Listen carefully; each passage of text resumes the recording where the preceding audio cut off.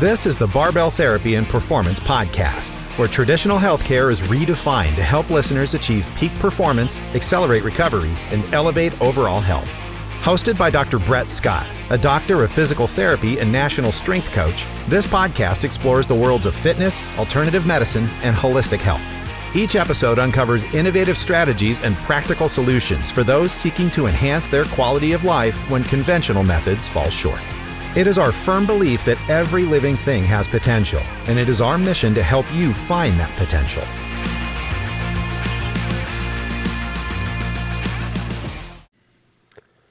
All right, everybody, welcome back for another episode of the Barbell Therapy Podcast. I'm your host, Dr. Brett Scott. With me here today is one of the strongest men on earth, Nick Cambi, or Nicolas Cambi. Cambi Dude on Instagram. He's got 4 world records, 3 which still stand. He's been world's strongest man, Italy's strongest man, and America's strongest man. And he's got world records in the axle press, the block press, or what the block you have on here, block world record. Or I wrote down just a block, just a big rectangle. Okay, and yeah, he's quite a strong dude, and you've been doing this for over 10 years now, I think, and you're one of the few I still see doing this. Granted, I've known you for quite some time too, but there's a lot of people I've seen come and go from the sport in a very quick and short amount of time, and it's kind of like they blow up, get strong, and then I think are sick of being hurt or training like strongmen takes to be great at the sport. So I want to talk about that a little bit today, but most of your records are in overhead pressing, so I really want to talk today about the overhead press, you know, what your programming looks like, what things you see and that makes a good press, techniques, tactics, all that stuff. So, yeah, I mean, first things first, that I have for you were you an Olympic lifter before doing strongman? Sure. First of all, thank you for having me on, Mr. Dr. Brett. No problem. So actually, no, I started strongman. So I originally got into strongman through a bodybuilding coach. So a bodybuilding coach thought strongman was a great cross-training tool. So started doing strongman through the bodybuilding coach, and then I just stuck with the strongman. But I always had, just when I started lifting post-college, I got really kind of fascinated with Olympic lifting. So in 2013, I really started getting a little bit training in, and then I learned in the area that there were 3 great Russian coaches, and those 3 were Yasha, Vasily, and Nikita.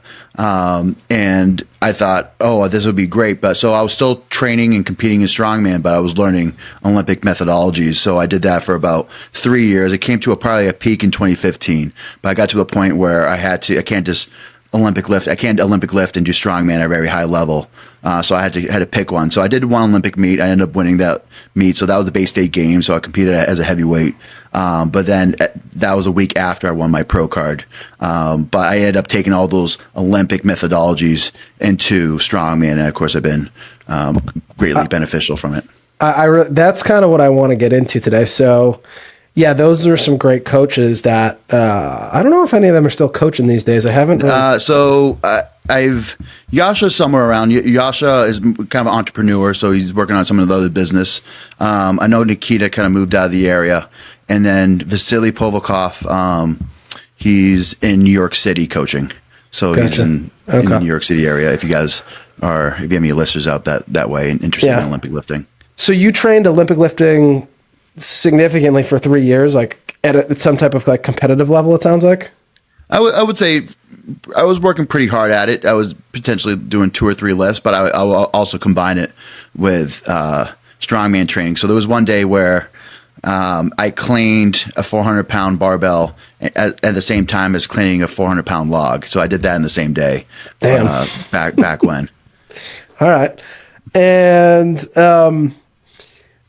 how long did it take you to become a pro in strongman? And like, what was before you got into strongman, were you doing bodybuilding before that, or?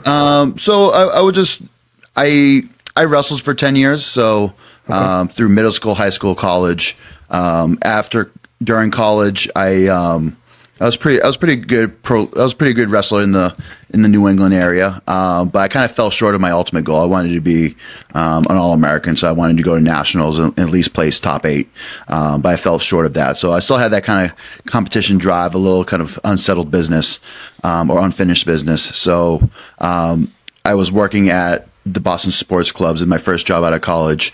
I got introduced to the bodybuilding coach. So he's the one that introduced me to Strongman, but I was looking for kind of a competitive outlet, but I always trained and lifted very heavy for wrestling.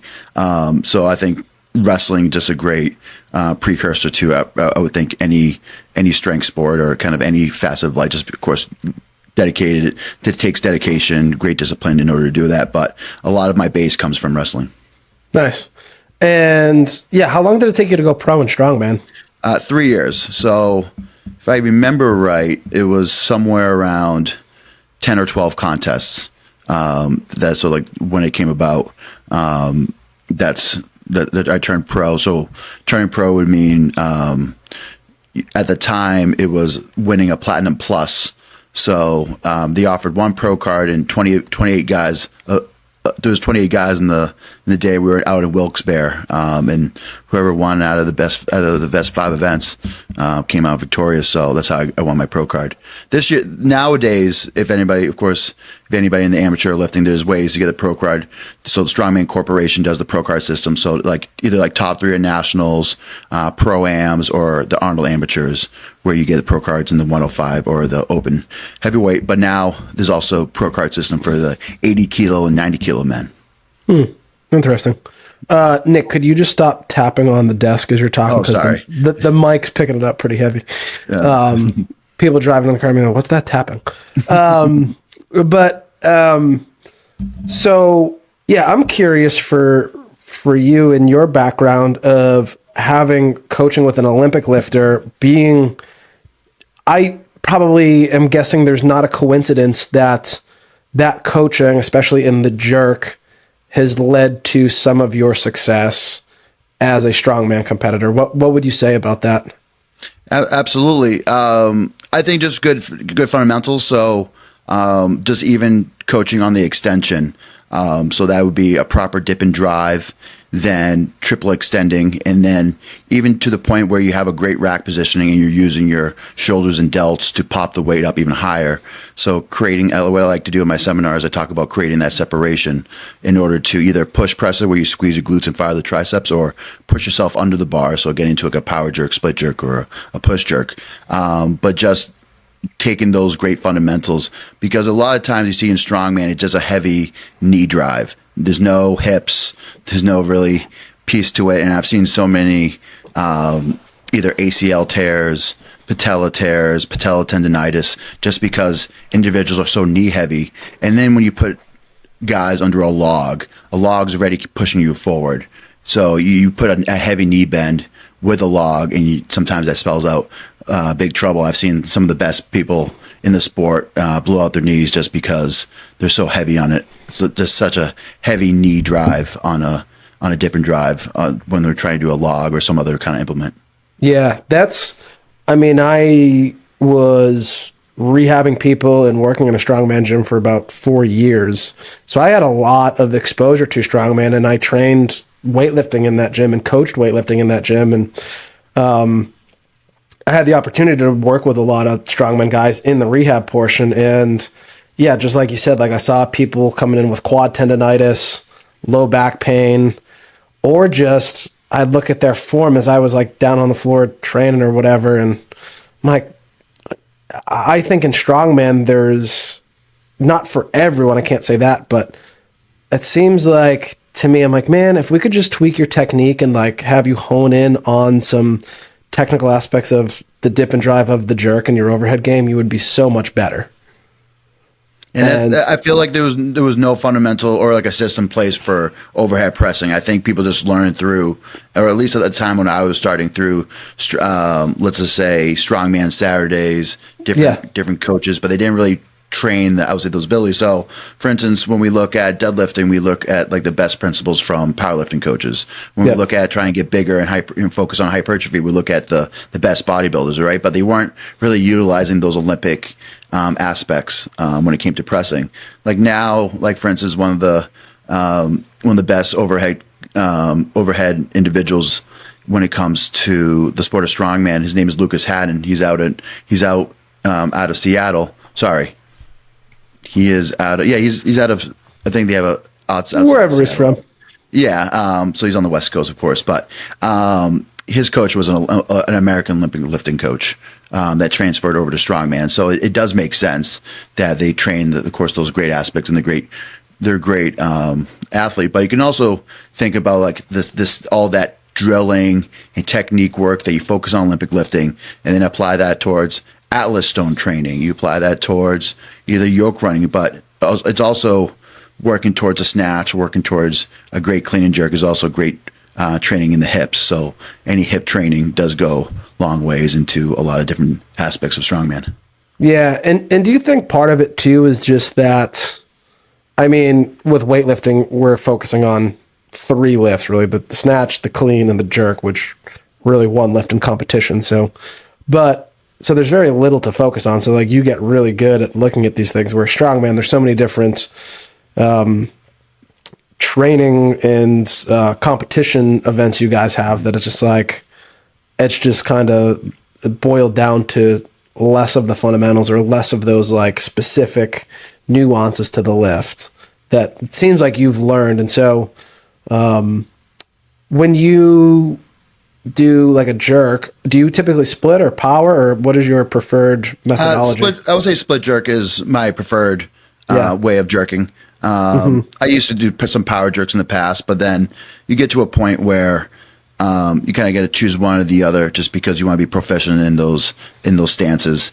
But I always recommend that a good strongman athlete would have a great strict or viper, a push press, and then choose one of the 3 jerks. But split jerk is my go. I have really long legs too and short arms, so it does benefit well when it comes to split jerking. Yeah, because it's interesting because in weightlifting, most people split jerk. Very few people power jerk or squat jerk. In strongman, I've never seen nearly as many people do the split jerk, and I think it's just they don't want to put the time into that technical aspect of it. It is. I think it's also a much more of a technical movement. And I think sometimes strongmen do kind of what's easiest in either strict press or push press.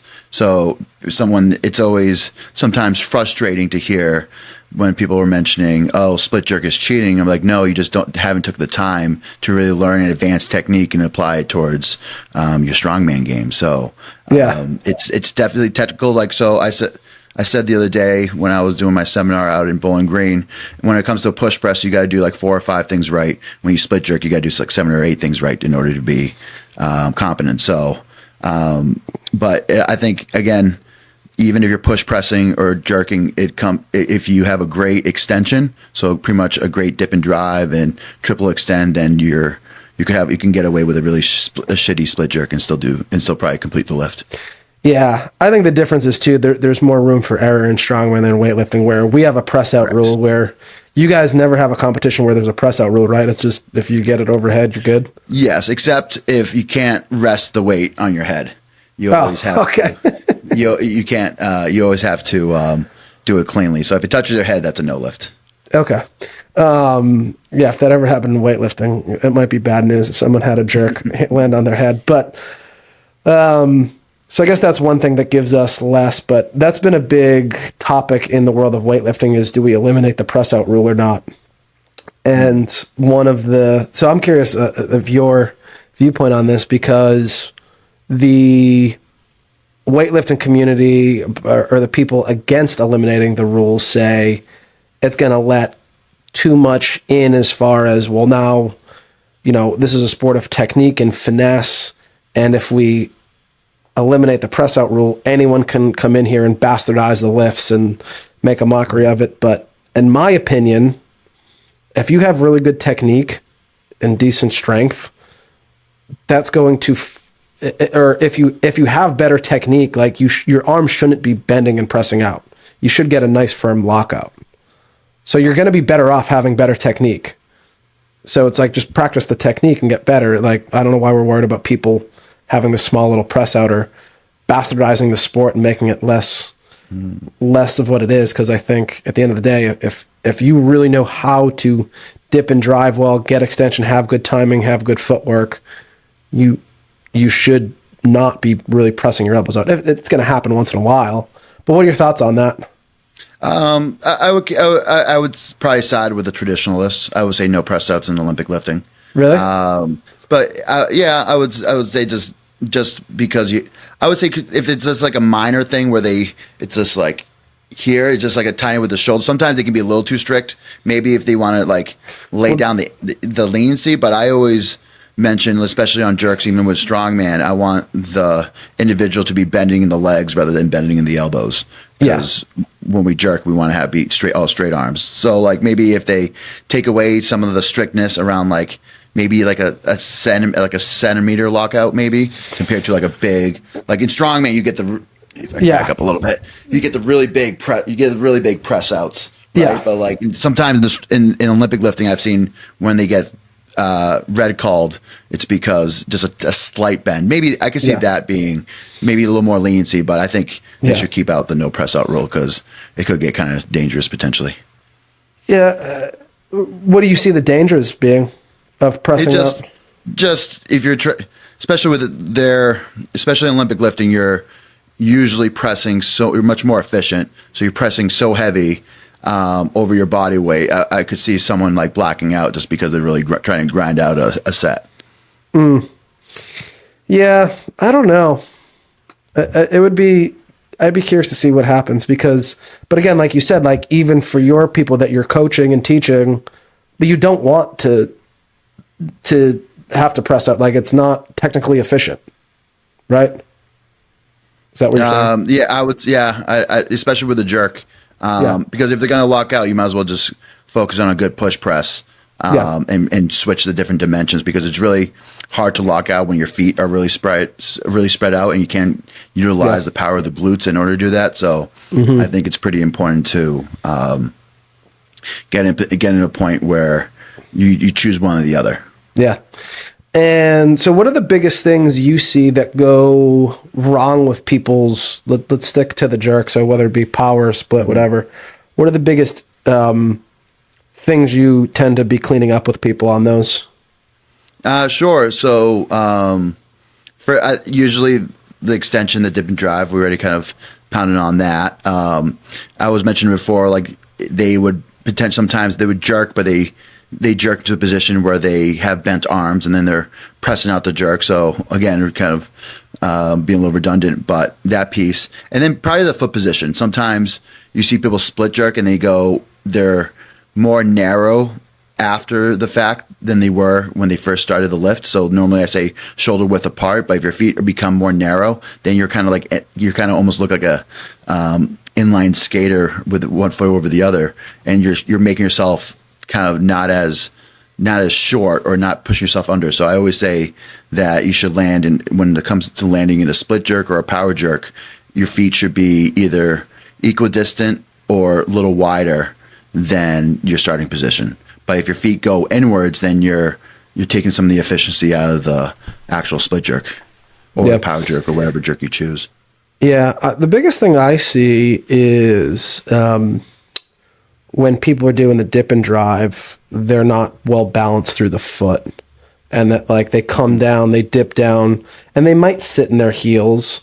But yeah, the biggest thing is people don't know how to drop their hips and keep their hips over their ankles. And so the hips drive forward, the knees drive too far forward, or they go too far down. And then that gets the bar to kind of loop forward and get pushed out in front of them. And we see a lot of technical errors there. Yeah, if they're not driving through the midfoot or heel. If especially on the way back up.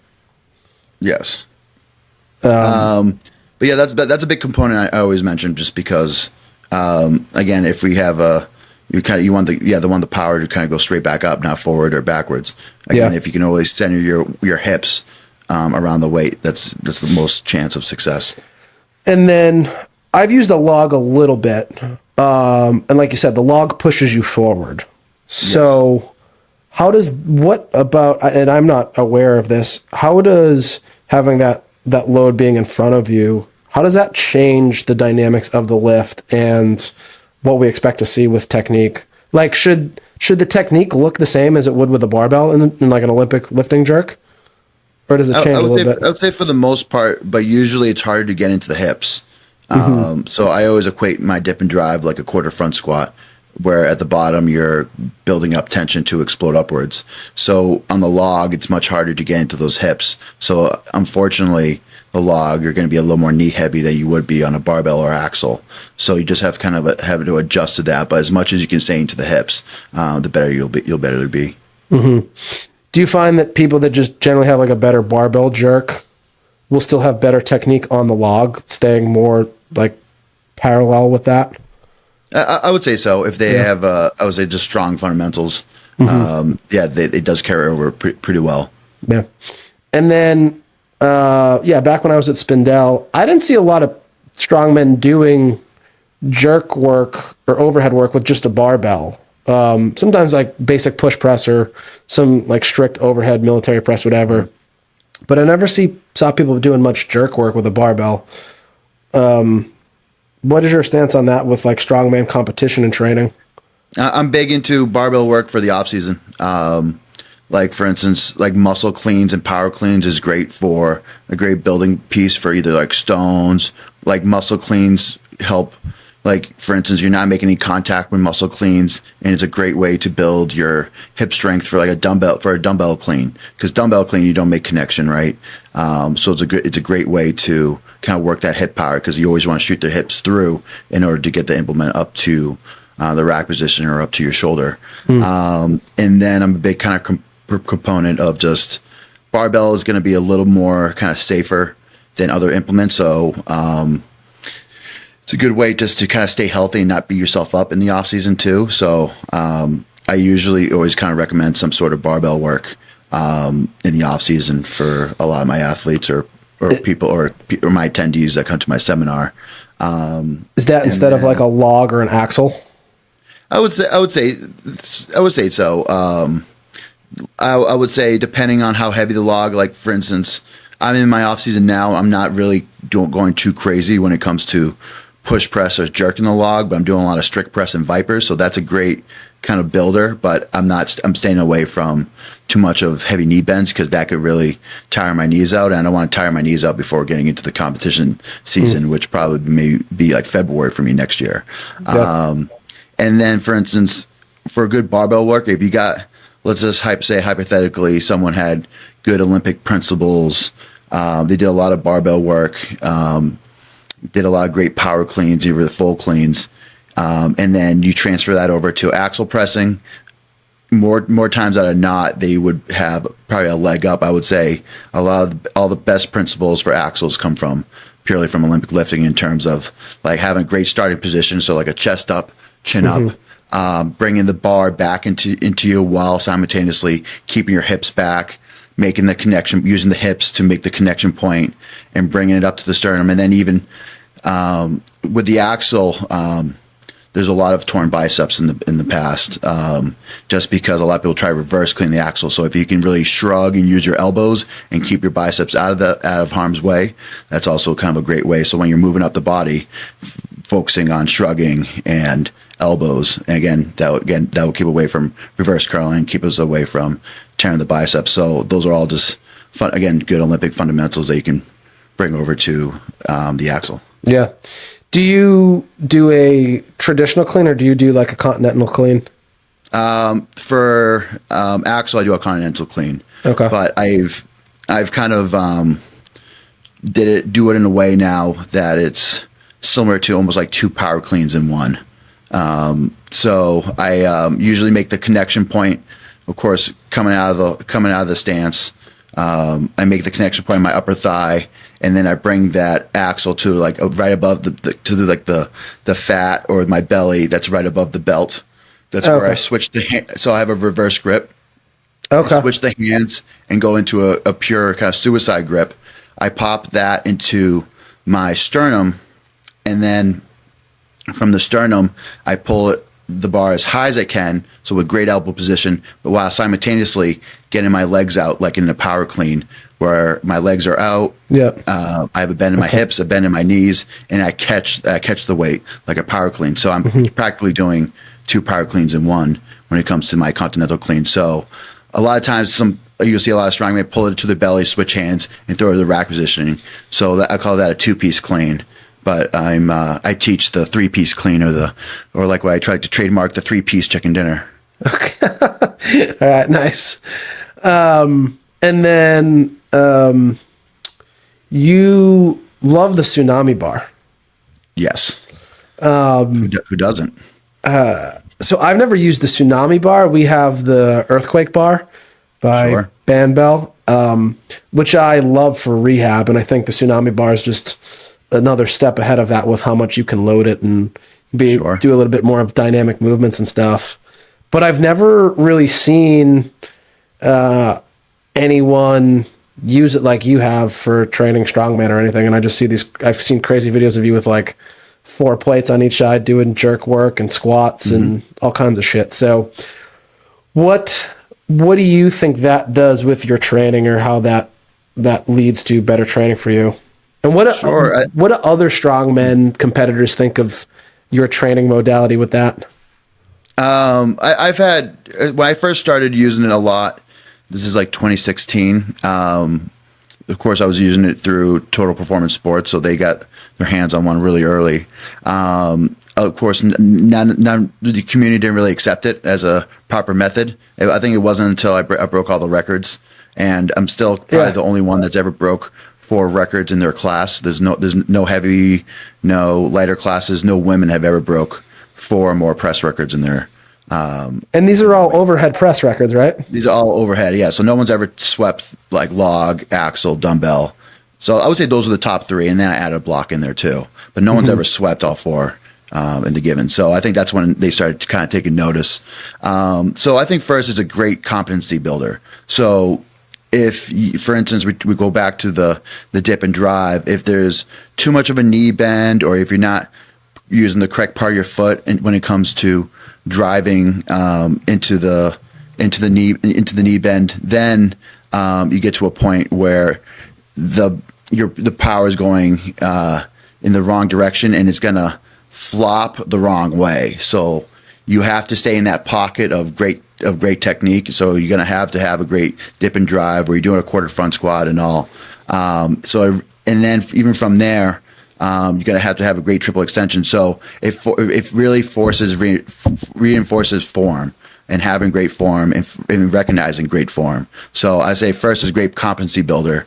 But then there's variable load. So for instance, sometimes the actual implement will feel extremely heavy, let's just say towards the bottom of that dip and drive, and really light in the middle of the drive, and then extremely heavy in the lockout. So there's a variable load across the whole. I want people to know too, like, how would you describe it for people that don't know what the Tsunami Bar is? Because it's basically it looks like a wacky noodle, even though you got like 500 pounds on it. So it's flopping around as you're lifting it. So the bar itself is like 3 different bars in one. So there's probably like 3 different pipes within one Tsunami Bar. And usually they're anywhere between like 15 and 20 pounds.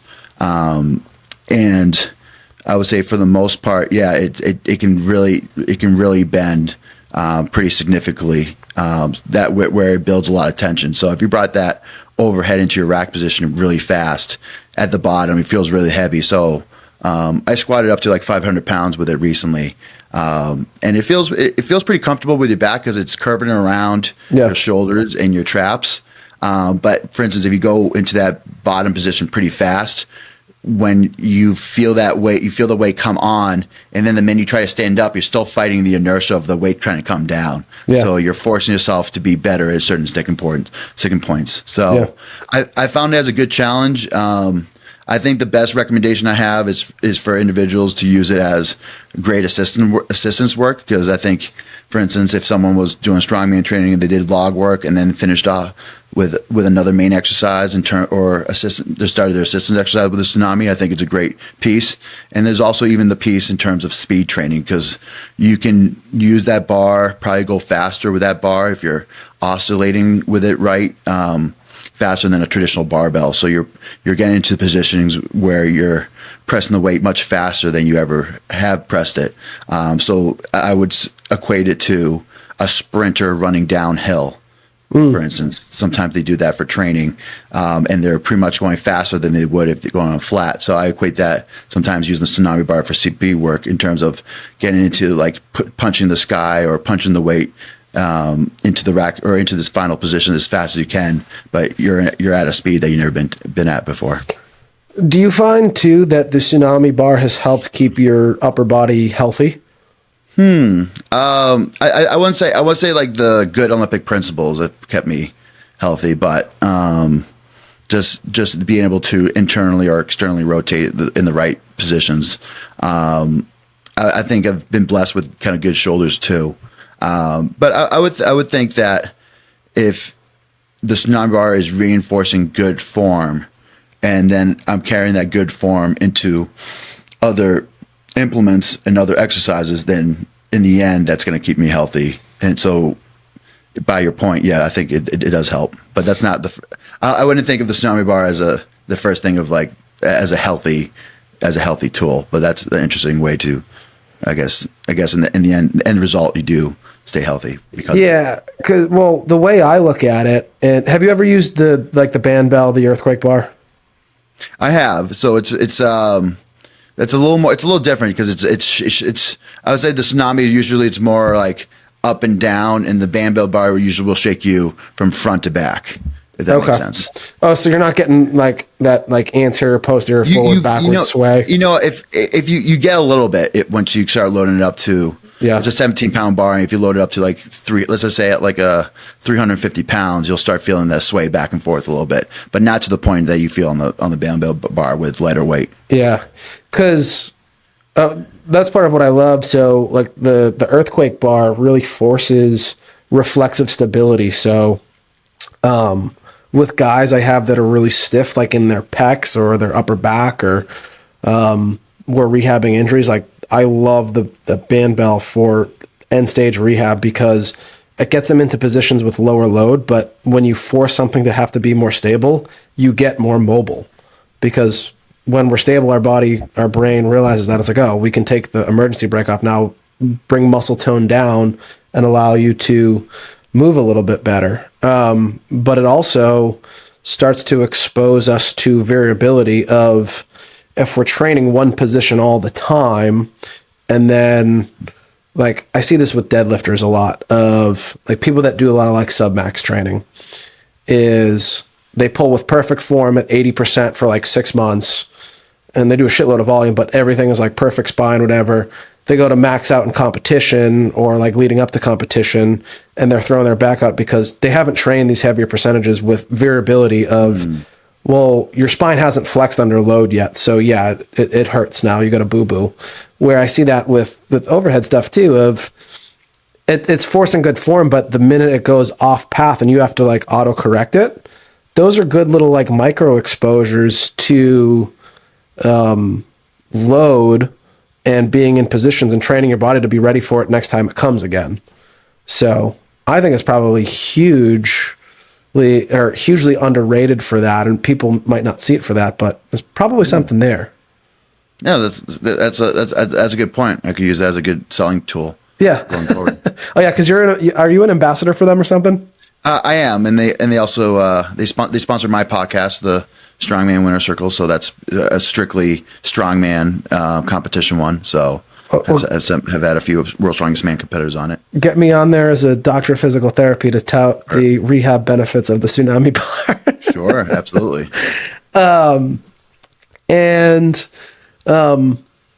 Is there anything to your overhead game as far as just like levers and things that you see that are just advantageous for you versus others? Like I've seen overhead pressing. Like I've seen some strong guys that have some super strong overhead pressing, like especially with like powerlifters. You see like some dudes have these huge benches and they'll have this huge overhead press. And then you see some people that have a huge bench and like can't put 135 overhead for much more than a few reps.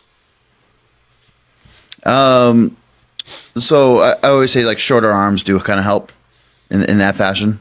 Of course, right now you're a good example of someone that can like overcome this is probably the 3-time World's Strongest Man, Tom Stoltman. I don't know if you were watching World's Strongest Man or saw some of the highlights, but he pressed or he tied for the win with 210 kilos or 462. But he has some of the longest arms in the game, so his nickname is the Albatross, as you can see, because he has a giant wingspan. But his pressing has come a long way over the years, but I think usually does kind of benefit with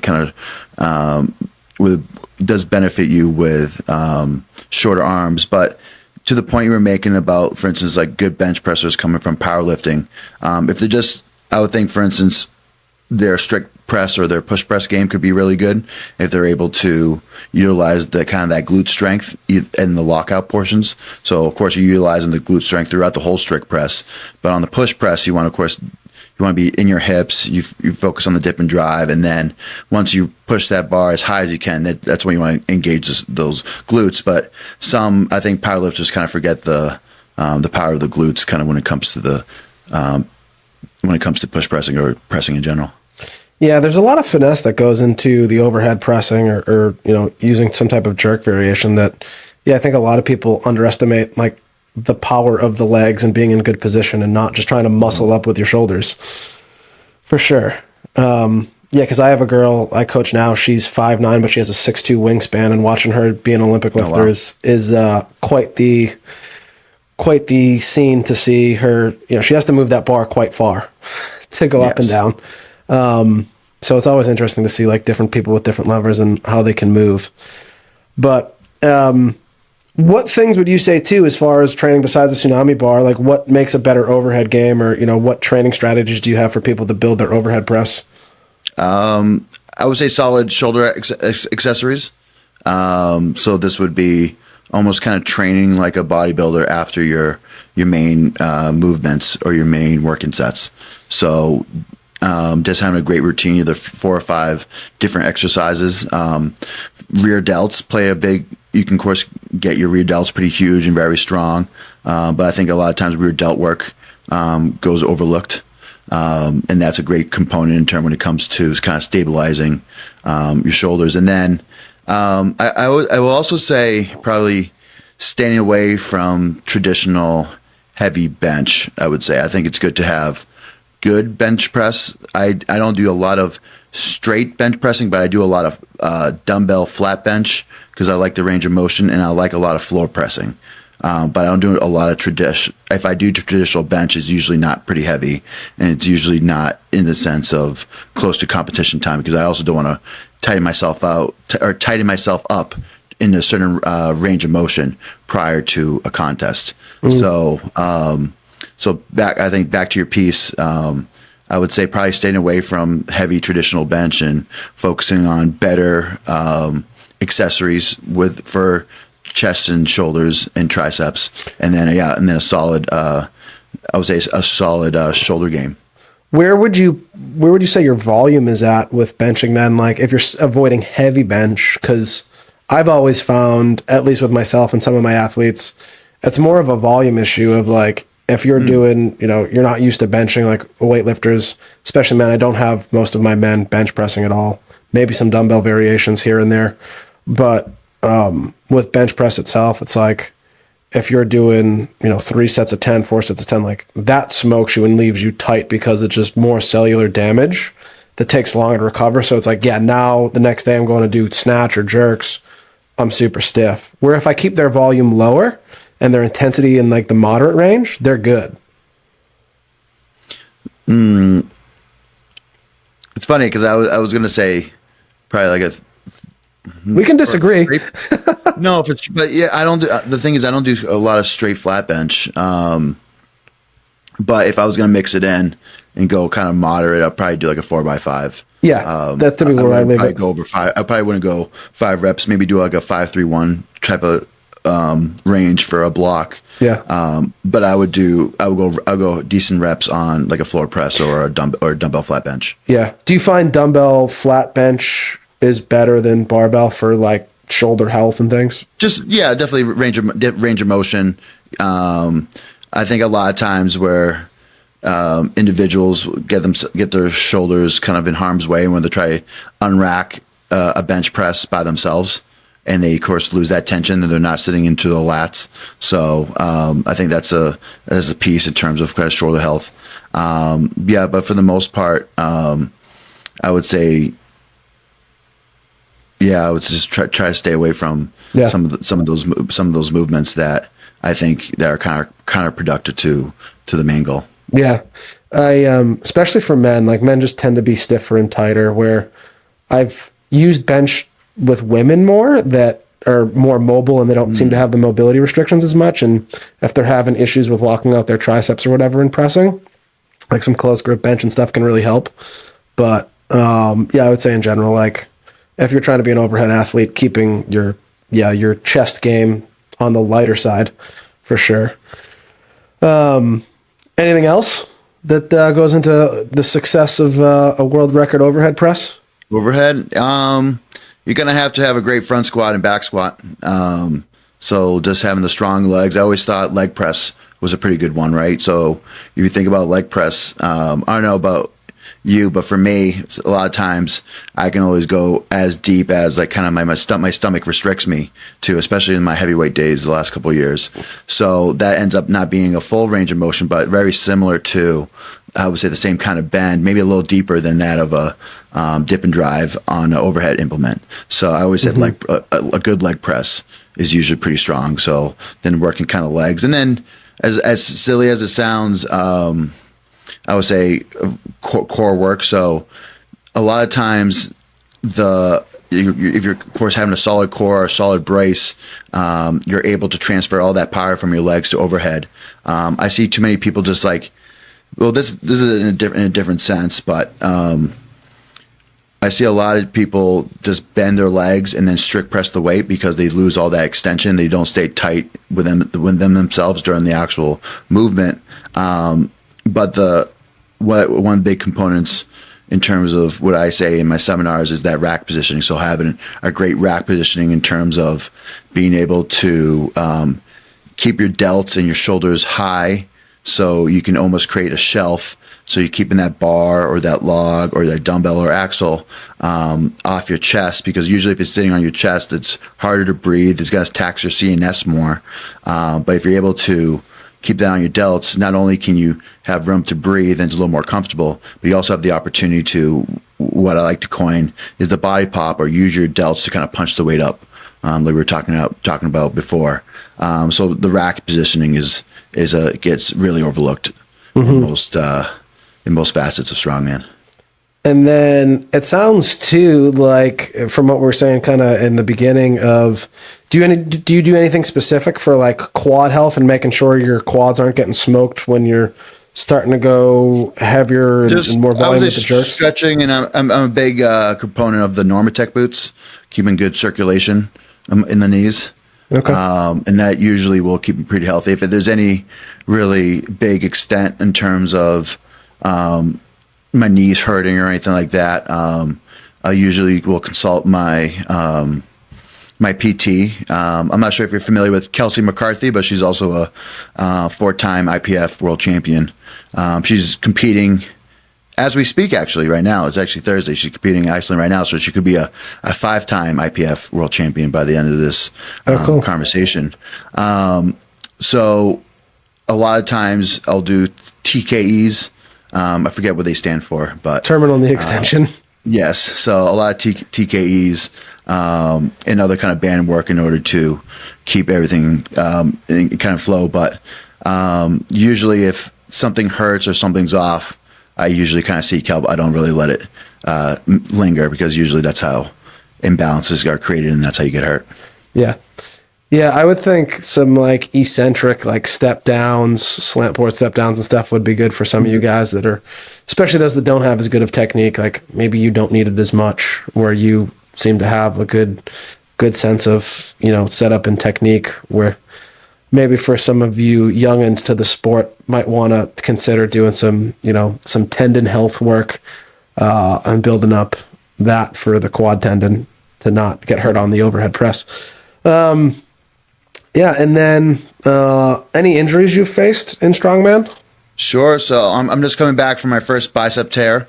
So that's probably my most significant injury in the last 12 years. Can be in the sport. So originally that came from Europe's Strongest Man. I was a little ambitious. I wanted to finish the deadlift ladder in record time. So I thought mixed grip in the first 4 bars was probably was going to be the way to do it. But I think I missed, I'm not misunderstood, but I kind of overshot my recovery between events. So we had a stone walk with the rings prior to it, so it's called the nickel stones, very similar to the Dinny stones of Scotland. So we had a walk, and that's very taxing on your grip and your biceps. And then we had a yoke walk, so we were running with 1,000 pounds in a car, so in a car yoke setup. And then we had the deadlift ladder, so I was a little fatigued. So if I probably strapped up on the 4th bar, I might have got away with not tearing my bicep, but I tried to go mixed grip, and on the way up, it tore, and I still finished the lift and got a great time with 4 bars.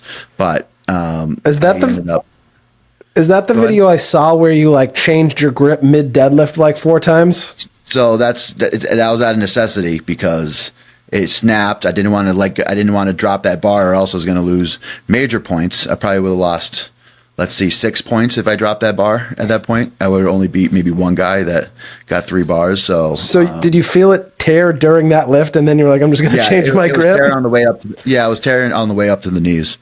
That is athletic as fuck to be able to realize you, like, did you know you did it at the time? Well, it was a good pop, and I kind of assumed it popped, and then I was like, and then I tried to switch hand, or try to go double overhand. That didn't work, so I went back to my regular grip. It hurt like hell, but I got the lockout. I got the finish. The guy I just had to start standing up with it, and his hand was coming down. So yeah, I just tried to lock it out as much as I can so I could get the down call. But then I dropped the weight, and then I put my hands on my hips. I'm like, oh, there goes the bicep. But then I talked to the PT. He did all the things. He's like, oh, I don't think you tore your bicep. I think it's just your forearm. I'm like, oh, all right. Viking press was next. It didn't really affect me during that. But then I started doing stones, and it started like pulling you a little more. So I didn't finish the stone series. Yeah. So this is an interesting story. So at this point, I took 6th. There was one other guy that beat me that wasn't invited to World's Strongest Man, but they told us beginning of the contest, the top 2 guys that are uninvited to World's Strongest Man will get invited to World's Strongest Man. So I took that 2nd spot. So I got the invited World's Strongest Man. So the first time, like a big dream come true. But I got an MRI done the following Wednesday, and it came back. The MRI results came back 2 days before I left for World's Strongest Man, and they told me I had a 1.5 centimeter detachment. Yeah. But I just finished my training. I did everything but sandbag load. So I'm like, well, it still feels pretty strong. I won't mix grip the deadlift this time, and I'll see if I can at least get a few sandbags over. So I went out to World's Strongest Man. I did decent through the first 2 events. Did a sandbag carry. The first sandbag, it tore even more. It killed like hell. So I got pretty much pulled out. I didn't pull out, but I didn't finish the event. And then I was asked to stop competing. But I told them I'll see how it feels tomorrow, and it felt decent enough for me to compete. So then I went out, smashed the Viking press, and I finished the car yoke, and that was my World's Strongest Man experience. But I pushed through that bicep injury, and then when I got home, it got another MRI done. It went to a 3 centimeter detachment. So I got that fixed up 2 weeks after, and now about 6 months or 26 weeks post surgery. So feeling back into shape. Nice. Is that your only big injury you've had? Pretty much. I had a couple, I inflamed my SI joint back in 2022, and I was held out for 2 contests, but it kept me I would say that it would recover, I would say like 4 or 5 weeks later. Yeah. But I did both, but I inflamed it or popped it or whatever you want to describe it too close to competition where it wasn't enough time for me to get back and be ready. And then besides that, I got a meniscus tear in 2020, but I got it fixed in between competitions, so I didn't miss any time. So obviously the bicep is the main injury. Yeah. So for a while, I prided myself on being a very healthy strongman because most strongmen don't get to the 12-year point. I would say probably the average is like 7 or 8 years for most individuals. So and even that's a lot. And never mind at your level too, nonetheless. Like not a lot of guys are hanging out up there for a long time. Yeah, so you get to a point where if you're over 10 years plus, you're doing something right. So I do.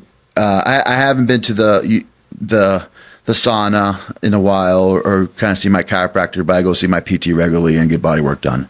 So, but if I utilize those 4 usually during a prep, I can stay pretty healthy. Using what for? PT. So hot and cold, chiro, body work, and then physical therapist. Nice. So those are my 4 pillars. Nothing else in there. No crazy shakes or anything. Those are the specialists, right? Of course, I've only used like the peptides for my arm, really. Mm-hmm. Anytime in terms of like TB 500 or BPC 157, that's usually just anything around my bicep.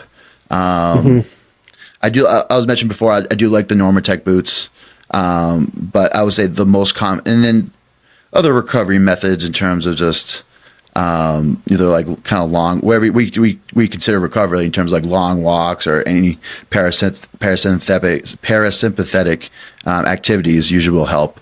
But for the most part, I would say the 4 I mentioned, those are probably my pillars in terms of staying healthy. Do you do any like cardiovascular work at all? It's funny. I was doing a lot in my 105 days. I got away from it I would say kind of going back when I was trying to gain weight, so get up to 308. But lately, since I've been healthy, recovering from the bicep, and I've been doing cardio probably 2 or 3 times a week. Okay, nice. And then I see that make a huge difference for people. Is like a couple 20-minute walks a week can be so good for physiology and just tissue health, especially when we're doing like an anaerobic sport where all of our stuff is like less than 30 seconds long, which strongman, sometimes you guys do some pretty long-winded events compared to weightlifters. But did you watch the Rogue this past weekend?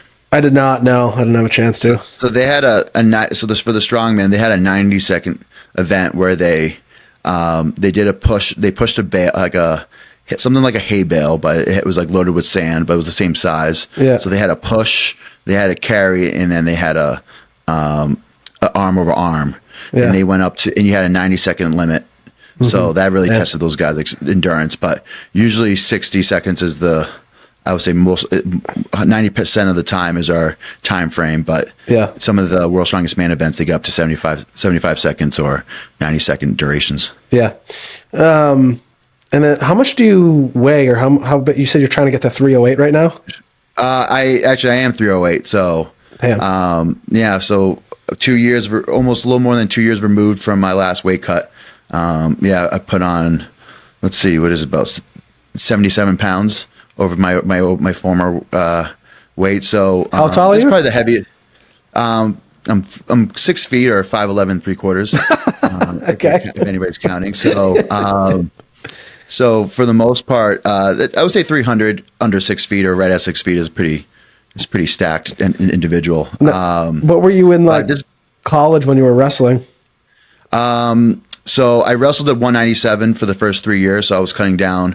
I was going from like 210 and cutting down to 197. Okay. And then when I went heavyweight my senior year, I was averaging around like 245. Okay. But there was a period of time you were walking around at like 211. So you put on like 100 pounds. That's crazy. When I do think about it, I was even thinking back to my wrestling days in high school. I was 189 pounder for a majority of it. Yeah. And then do you have sleep apnea? I just developed it. Yeah. So I just got a CPAP probably over a month ago. Okay. And I've already noticed the sleep difference. I'm sleeping much better. How's your I did training? snore in the past, but not to the level I am now. So Yeah. I knew that was going to come. It was just like I'm going heavyweight. It's probably going to come. That like all my friends have one. Mm-hmm. So it was just inevitable in terms of getting sleep app. Yeah. How big has that been for like improving your training too? My recovery right now, my recovery is almost like the best it feels it's ever been. I know I'm not doing going as heavy or doing event training, but just the training that I've been doing in accordance with my everyday life feels great right now. So I would say that it's feeling really good, but it's only been about, let's see, the end of September since I've had it. So I want to see, like, once I get to like 3 months, it would be, I can definitely give you a really definitive answer, but I think so far, so good. How many interruptions were you averaging? Do you know? Per hour? With the CPAP? Without it. Like, did you do a sleep study? Oh, yes, but I didn't really look at the results. I just, because I knew I knew I was snoring a lot. I knew I needed a CPAP, so I just did it so I can so he could tell me that I have sleep apnea. I could get one. Yeah.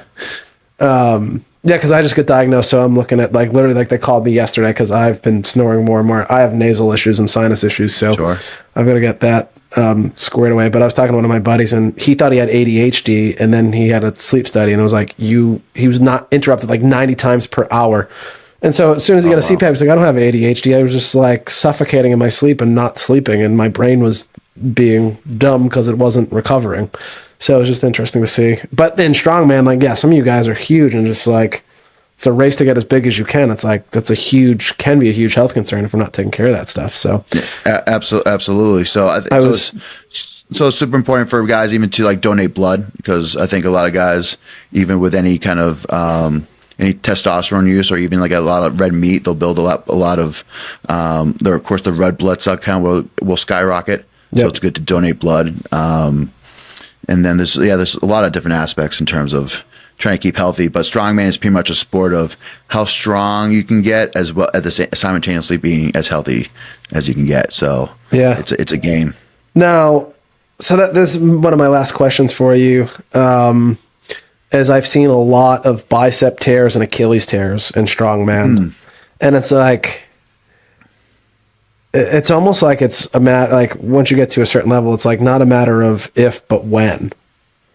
Like that, do you think there's anything you could have done to prevent that tear happening at that competition? I think so. I could have, I could have done like a little more conservative route and maybe strapped up, maybe going into the fourth bar, maybe not been as fast. But looking at it, that was a pretty long hitch, so I might have been the same time. But that's not what I was thinking throughout my training cycle. I could have probably done more, let's just say, pronation, supination work for my biceps, so made my biceps healthier for that going into it. I could have just been a stronger deadlifter too. But I was taking a little bit of a risk. It was my first time at Giants Live. I wanted to go big. I wanted to make it a world's strongest man. So I had to give it my all. How strong is your deadlift? 815 is my best pull. That's pretty fucking strong, man. I don't know if you can get much stronger. But you're looking at it, but like there's the guys I'm competing against, there was a couple that pulled 1,000, right? So you look at that. So like you're strong for yourself, but you want to. These guys are the ones that are smoking the ladder, finishing all 5 bars. The last bar being 840, have 1,000-pound pull. So I think I think I'll definitely get close to that this year. But I learned a better technique going forward. So Adam Bishop, he's a kind of prolific English strongman. He has like a great strap up technique, which only you strap up and it probably takes maybe a second longer or 2 longer than you would if you're mixed gripping it. But you're in a position where you're double overhand and you're pretty tight to the bar. So I'm gonna roll with that going forward for any speed ladders or anything in that piece. So that would be one item. So, but at the time I was being risky. Do I regret it? No. because I was going out there in the spirit of the sport, as I was going out there to win. So yeah. And if you're not out there to go to win the strongman contest or to become world's strongest man, then you shouldn't be in the sport. Yeah, that's what I tell people too. It's just like when you say those events, it's like, all right, I had a stone carry, a yoke carry, and then a deadlift. Like, you can't really tax the bicep much more than doing those 3 events all at once. Exactly. And then, you guys are doing truck pulls or whatever, and you just see these ankles snap, and it's like, man, there's some prevention stuff you can do, but sometimes it's like that's inevitable when you're setting it up like that. So so maybe you can tell me in terms of the kit, like what it really tightens someone's Achilles, or what they should do is just maybe calf stretches to loosen up the Achilles, or body work to it. But like, what's preventable? I'm not a big fan of stretching, actually. So the thing about it is, yes, we need mobility for certain things, but weak things break, strong things don't, right? So when we're looking at things like a truck pull, right, it's a massive amount of force. That's basically the ball of your foot's going to be on the floor. A lot of force is being put through the calf and the Achilles to produce force. So what it really needs to be is stronger and have capacity. Now, that's kind of the thing of these sports, though, is just like, hey, you're competing in a sport where you're trying to find your absolute limit, or, what your capacity is. And on the other side of winning is failure. And sometimes failure is shit breaks down and, we have to put it back together.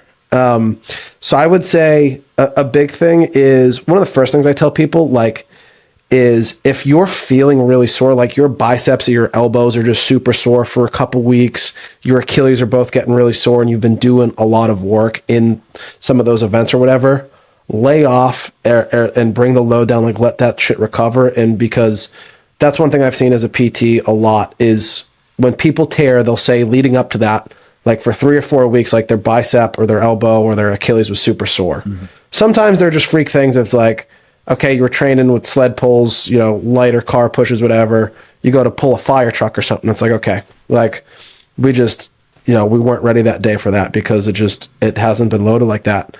I would say the other thing is probably more eccentric work. So we know from the scientific literature, eccentric loading of a tendon is really the best thing to. Eccentrics and isometrics are great for tendon health. So that's where we can really see benefits as far as reducing the risk of injury, or same with even someone has tendinopathy or things, is starting with isometrics, moving into eccentrics, and so if you're going to do eccentric work to strengthen up your Achilles, what would you do? It depends where you're at with are you still healthy, from a preventative measure? Yeah, I was more no injuries. Yeah, no injuries. Looking to some simple stuff. So being on a slant board, so facing a wall, you're upwardly slanted, coming up on your toes, right? Come up. Typically, what I'll have people do is come up on 2 feet, switch to 1, and then take 10 seconds to go down slowly into their full end range of motion, so that they're getting below parallel, so you're getting to full dorsiflexion. So you're really loading that up. And then from there, I progress that with weight to, holding a kettlebell, putting a weight vest on, something like that. You could load it with a barbell too. Maybe a Smith machine or something. It would be hard to do freestanding sometimes. There's some other shit I would do too, split stance, front foot elevated heel raises on a bumper plate or something, to really just work end range of motion and just getting that tendon to load for tendon health.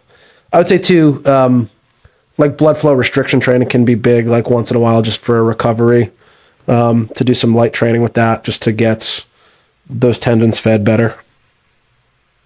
Interesting. I've only done blood flow restriction as for my bicep recovery. Yeah. I've never really done it for any other body part. Yeah, it got popular a few years ago with bodybuilders kind of brought it back. It was used hundreds of years ago by with Chinese medicine or something. Mm-hmm. Bodybuilders kind of brought it back, and then we started looking at, well, actually it's great for rehab because you can get a ton of benefit physiologically without the heavy mechanical load.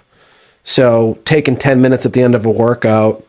So same, it's like so I would say for a strongman, like doing some like quad work for it, some targeted like, Spanish squats, step downs, eccentrically, isometrically, whatever. And then some Achilles work could be great to prevent injuries of the lower body. Interesting. Yeah. Can you refresh me on Spanish squats? Like a sissy squat, same thing. They're Got it. interchangeable. Yeah. So just like sitting back into a band, or some people have the device to do it. So you're really just sitting back. So it's just like all quad load. And so you're trying to stay upright as you're sitting back into it. Got it. All right. I can't really demo it in my office here, unfortunately. But yeah. Anything else, man? No. Of course, those are some pretty good questions. I haven't. Unfortunately, it's weird because it's within strongman when we talk about Achilles injuries. It's actually been more prevalent recently. So, like the three that have tore their Achilles have been like Trey Mitchell, Matthias Kiliskowski, and Adam Bishop. They probably have all done in the last year and a few months, I would say. So We're seeing it a little more than often. I know. But it seems like a long recovery, but it's definitely recoverable. And I think one of my competitor friends now, Ron O'Hanlon, I'm pretty sure he's tore both of his Achilles before, and came back and is back to deadlifting over 1,000 pounds in competition. So, nice. But it's just, just kind of crazy. So, something I kind of try to keep an eye out for, just staying healthy. But you think just regular maintenance or body work would help prevent that?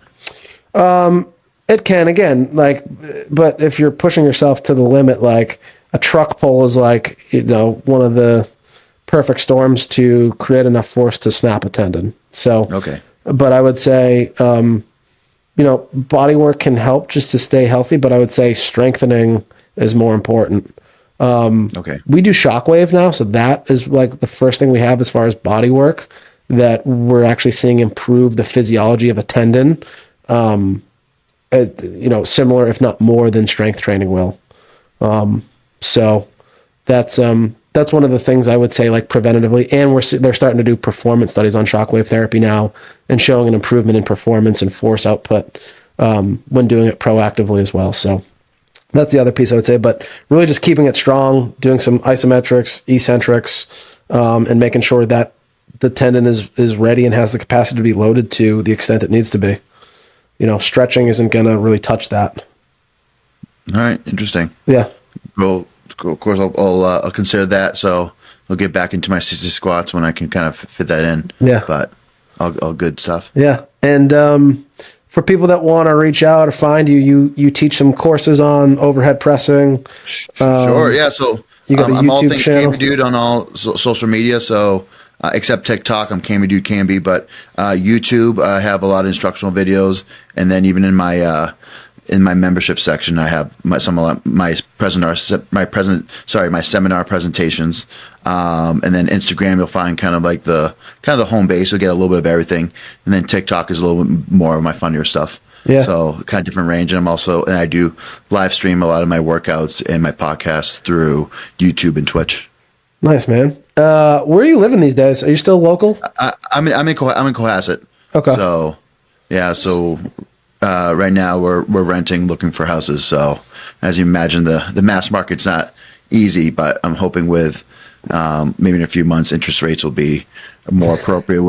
Because right now the only people that are leaving or selling houses are people that die or the parents get too old and they go to an old folks home. Yeah. So around here, there's not a lot of inventory. So I'm hoping the inventory improves in 2025. Yeah. All right, man. Well, thanks for coming on. Appreciate having you and talking some shop here. So, next we'll have to have me on to talk about Tsunami Bars. Yeah, absolutely. All right, man. But Brett, it's a pleasure. Thank you for having me on. Of course.